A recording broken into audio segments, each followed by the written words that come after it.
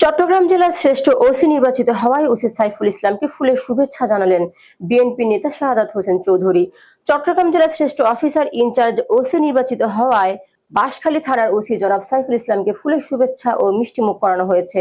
এ উপলক্ষে বাঁশখালী উপজেলা বিএনপির সদ্য বিলুপ্ত আহ্বায়ক কমিটির সদস্য মোহাম্মদ শাহাদাত হোসেন চৌধুরীর নেতৃত্বে ফুলের শুভেচ্ছা জানানো হয়।